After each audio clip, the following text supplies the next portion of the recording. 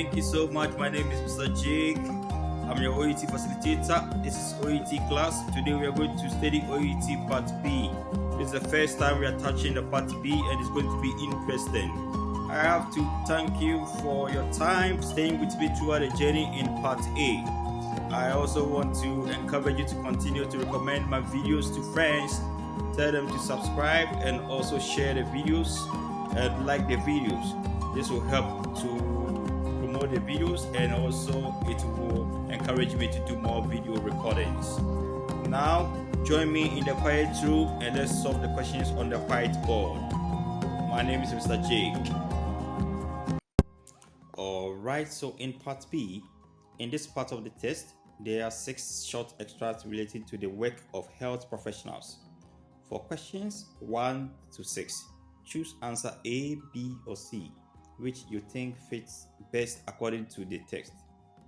Okay, so this is quite simple. We are now going to look at one of the questions, okay?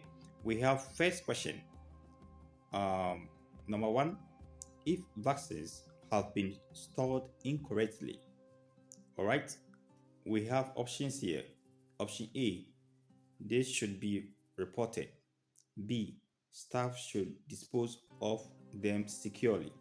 And C, they should be sent back to the supplier. All right, so we are looking for vaccines that has been stored incorrectly. Okay. All right, so our focus is what? Vaccines and the storage. Okay, if it is incorrectly, what should we do? So we go through the text or the extract, sorry, to get the answer. So before we start, I need to remind you about part B.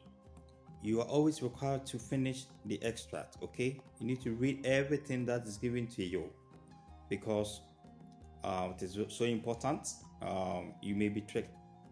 Also, make sure when you read your question, you can go to the extract, then you come back to the answers. That is another technique, okay? It's not always required for you to do that. If you're not comfortable with that, you can apply your own technique. The best thing is to understand what I'm about to do. But I always prefer to read a question. I'll go to the extract, then I'll come for the answer. Thank you. All right. Manual extract, effective cold chain. The cold chain is the system of transporting and storing vaccines within the temperature range from +2 degrees to +8 degrees Celsius from the place of manufacture to the point of administration. Maintenance of the cold chain is essential for maintaining vaccine potency and, in turn, vaccine effectiveness. Purpose-built vaccine refrigerators are the preferred means of storage for vaccines. Domestic refrigerators are not designed for the special temperature needs of vaccine storage. Despite best practices, cold chain breaches sometimes occur. Do not discard or use any vaccines exposed to the temperature below +2 degrees Celsius or above +8 degrees Celsius without obtaining further advice. Isolate vaccines and contact the state or territory public health bodies for advice on the national immunization program and the manufacturer for privately purchased vaccines. Okay, so now that we've read the extract, we are looking for if the vaccine is stored incorrectly. All right, we can see over here that here we are talking about the cold chain. Okay, we are introducing the cold chain, so we are not talking about vaccine. So don't waste time. Then you come here. We are talking about what? Purpose-built vaccine refrigerators. Okay, so we are talking about this device for storing the vaccine. Okay, we are not talking about the vaccine itself because we are looking for if vaccine is not stored correctly, what should we do? So we are looking for vaccine.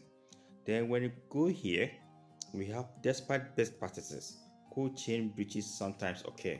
Do not discard or use any vaccines. We are talking about vaccines here, okay? Exposed to the temperature below +2 Celsius or above +8 Celsius without obtaining further advice. So they said what?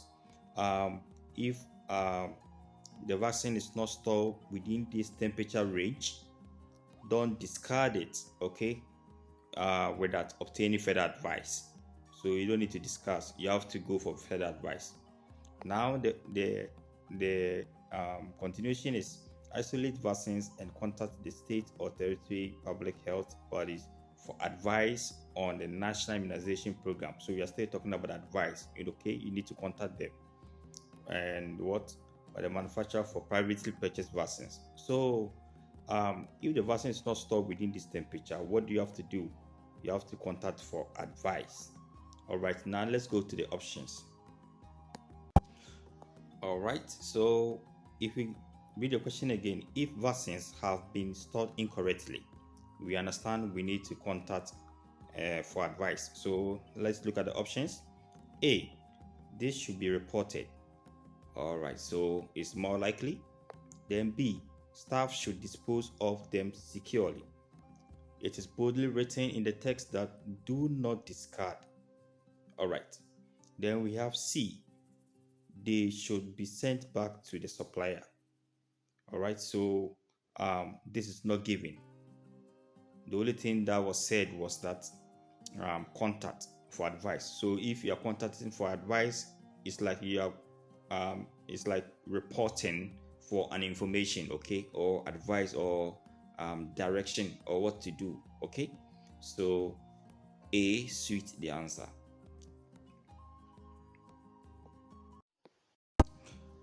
Question number 2 for the day. According to the extract, prior to making a home visit, nurses must. Okay, so we are not going to read the options. We go to the extracts. Nurse home visit guidelines. When the nurse is ready to depart, he or she must advise a minimum of 2 staff members that he or she is commencing home visits, with 1 staff member responsible for logging the nurse's movements. More than 1 person must be made aware of the nurse's movement. Failure to do so could result in the breakdown of communication and increased risks to the nurse and or practice. On return to the practice, the nurse will immediately advise staff members of his or her return.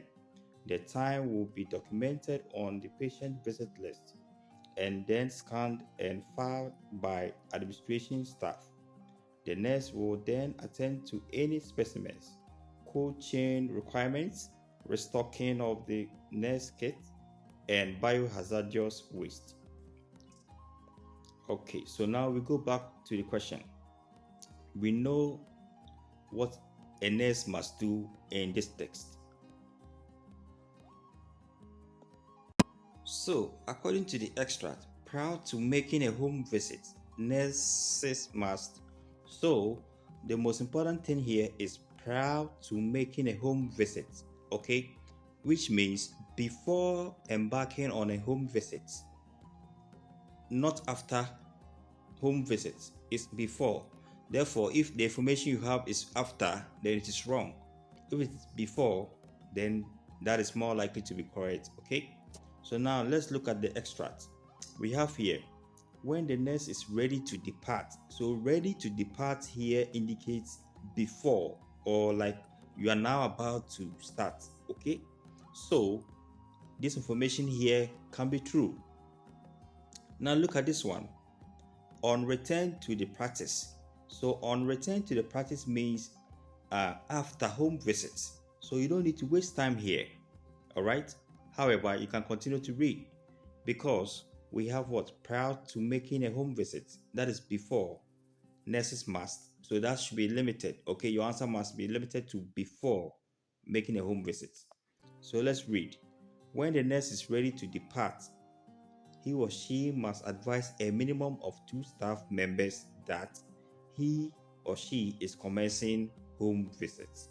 So they say what before the nurses will depart, he must tell 2 staff, a minimum of 2 staff. That means more, it can be 2 or more. Okay. All right. With 1 staff member responsible for logging the nurse's movement. So a staff member responsible for nurses logging the nurse's movement is not a responsibility of a nurse. So it shouldn't confuse you. More than 1 person must be made aware of the nurse's movement. Failure to do so, also all these are distractions. It's just like a further information, okay? So the main important thing here is what the nurse must advise a minimum of 2 or a minimum of 2 staff members, okay? So now let's look at the options. We have option A, record the time they leave the practice. Are we talking about time? Then B, refill their bag with necessary items. Did they say anything about refilling items here? Then C, communicate their intentions to others. So communicate, okay, is like advise, all right? Must advise a minimum of 2 staff. So others means more than 2 or 2 or more. You understand me? Yeah, so here we have 2 staff members, okay? So that is it. All right. Thank you so much for joining me and staying with me as well. We just completed the part B with 2 questions. Okay. So the first presentation, we have 2 questions. We're always going to present 2 questions. Continue to expect more videos from me. My name is Mr. Jake. I'm just your facilitator. Thank you for your time. Bye bye.